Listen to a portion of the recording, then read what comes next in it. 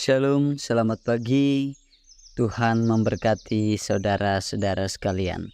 Kita berjumpa kembali dalam program Renungan Harian Toraya, edisi Sabtu 8 Juni 2024.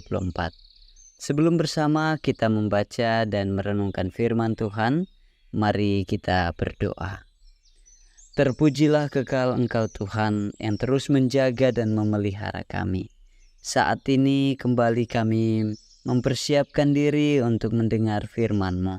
Biarlah firman yang akan disampaikan akan tertanam baik dalam hidup kami dan akan kami nyatakan dalam kehidupan keseharian, memuji memuliakan Tuhan. Firman-Mu berbuah dan terus memuliakan Engkau. Di dalam Kristus kami berdoa. Amin. Saudara-saudara, pembacaan kita terdapat dalam Injil Lukas pasal 8 ayat 4 sampai ayatnya yang ke-15. Lembaga Alkitab Indonesia memberikan judul Perumpamaan tentang seorang penabur.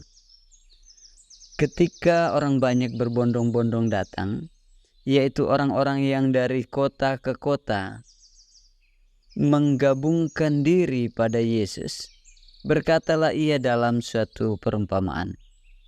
Adalah seorang penabur keluar untuk menaburkan benihnya. Pada waktu ia menabur, sebagian benih itu jatuh di pinggir jalan, lalu diinjak orang dan burung-burung di udara memakannya sampai habis.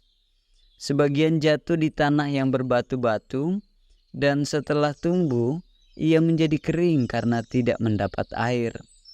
Sebagian lagi jatuh di tengah semak duri, dan semak itu tumbuh bersama-sama dan menghimpitnya sampai mati. Dan sebagian jatuh di tanah yang baik, dan setelah tumbuh, berbuah 100 kali lipat.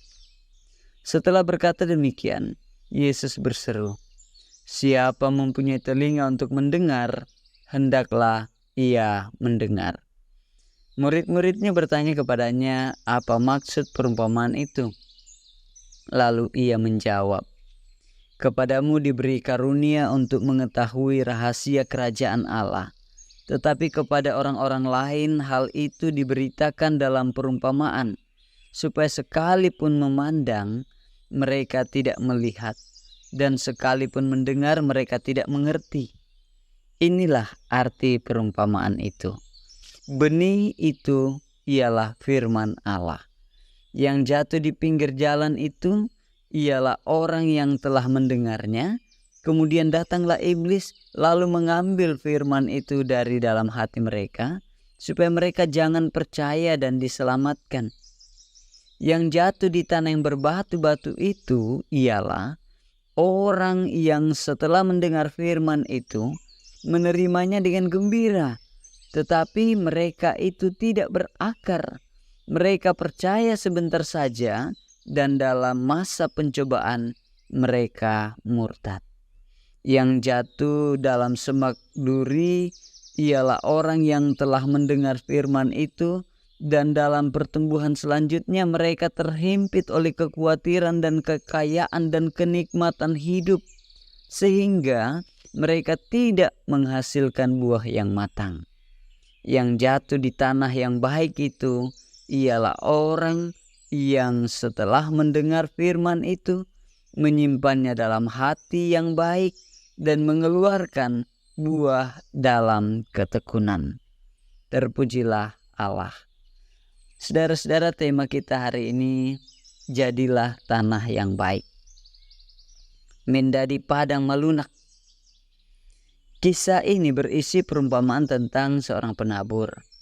Dalam ayat 4, kita melihat bahwa ada begitu banyak orang dari berbagai tempat berkumpul untuk mendengarkan dan berjumpa dengan Yesus.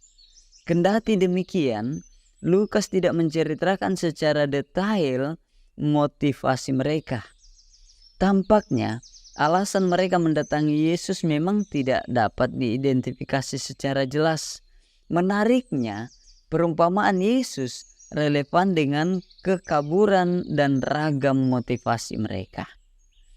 Yesus menyasar seluruh pendengarnya saat itu terkait cara mereka menerima firman yang disampaikannya. Perumpamaan tentang seorang penabur tentu sudah lazim bagi kita.